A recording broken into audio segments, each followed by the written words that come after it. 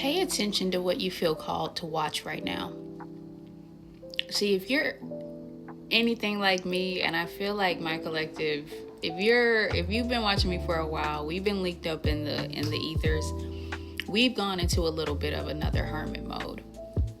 But this is a different kind of hermit mode, man. This is different. This almost feels more like a call to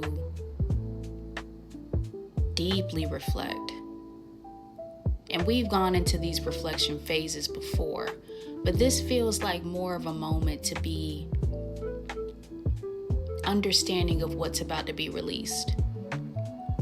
It's almost as if God himself is like making everything go on pause so that you can have the time that you need to properly sit with yourself. And that's why this hermit mode feels a bit different. For some of you, you've been fighting it. And I think that's why we don't have an issue with going into hermit mode. Let's be very honest. Like, you call me into hermit mode, that's my bag. Isolation, going off, being in my own little zone, yeah, that's our bag. We've been in there. We've been in hermit mode for a while. That's not a problem. But there's a particular reason why this call to isolation, this call to sit down, this call to rest feels different. You've been almost resisting it a bit more. So even in moments when you are alone or in isolation, you've been picking up your phone more. You've been doom scrolling more. You've been attracted to more noise, allowing so much to go on. Some of you even pick back up on your old coping mechanisms. You've been smoking more. You've been drinking more, trying to distract yourself more.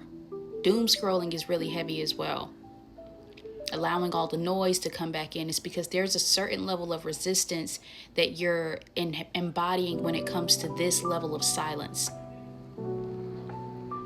This moment is calling for a certain level of silence because I feel like on a subconscious level, you know that when you sit in this, you're going to integrate in a way where things are going to start to catch up to you.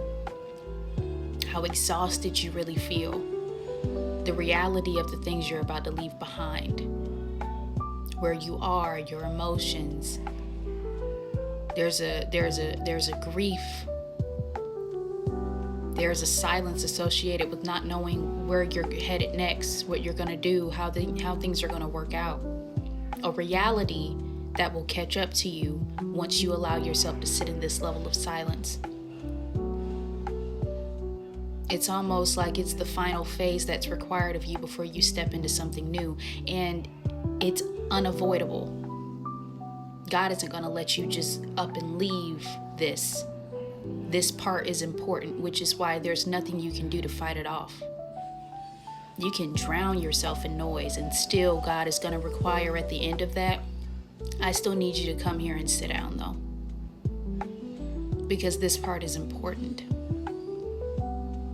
Checking in with yourself.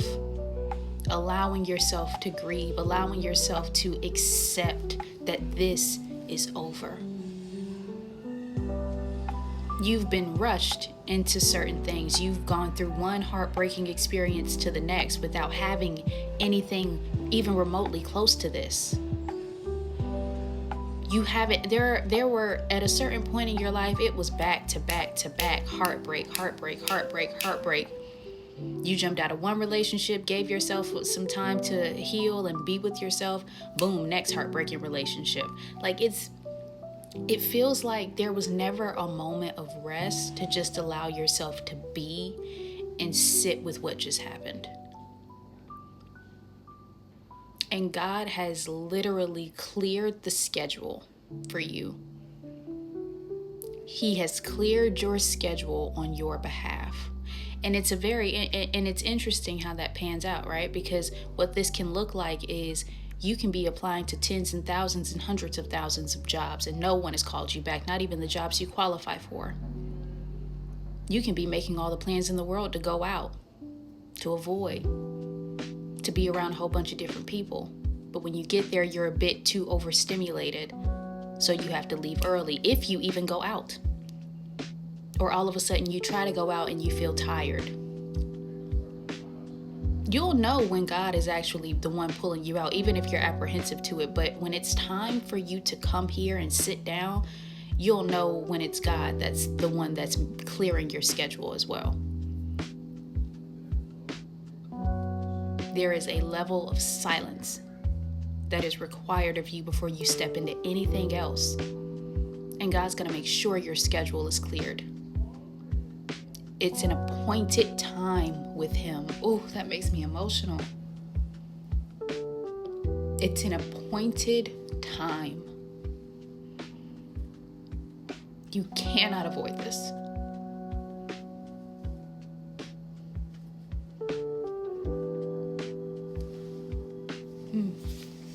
I'm sorry, collective. That made me emotional. That got to me. Because I'm relaying this message in a season where this is exactly where I am as well. It's time. It's time to let this go. And in the moments when you really do allow yourself to rest, there is this finally getting to exhale moment. And that's why I say you'll know when it's God. You'll know when God is the one clearing your schedule, because your rest isn't going to affect your productivity. Meaning, even as you rest, things will work out. There's no need to panic. I'll give you an example, right? I haven't been working. I don't have an official job. But as you know, bills still come.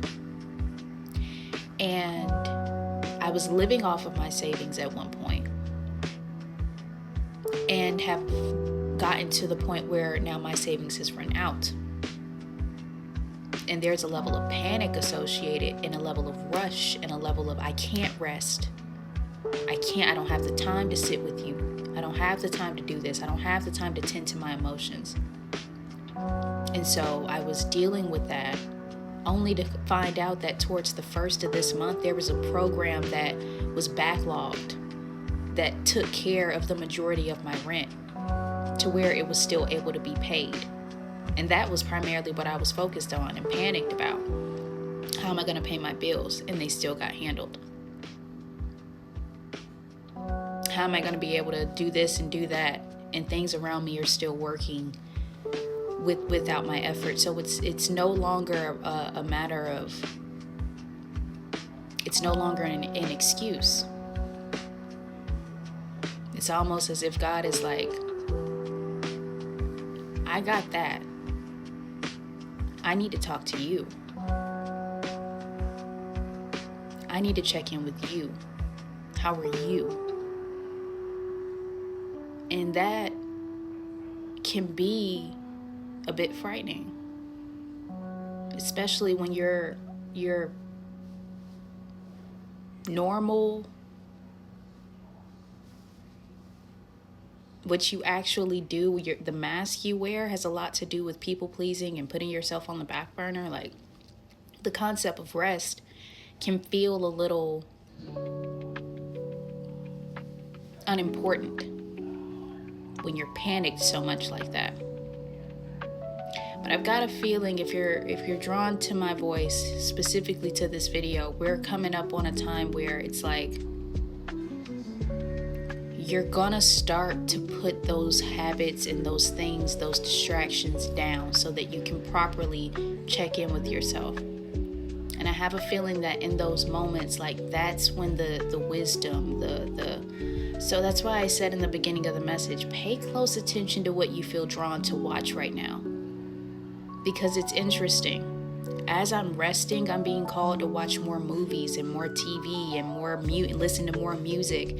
And I'm like, dude, this feels unproductive. I have things that I need to do. But it's like, even in the cartoons that I watch, the movies, the music, there's very deep messages that are speaking directly to me in my situation. So God is trying to communicate to you And there's a very specific way that he's going to get things across to you, and it's going to keep showing up in the things that you feel are mundane. So you have to rest.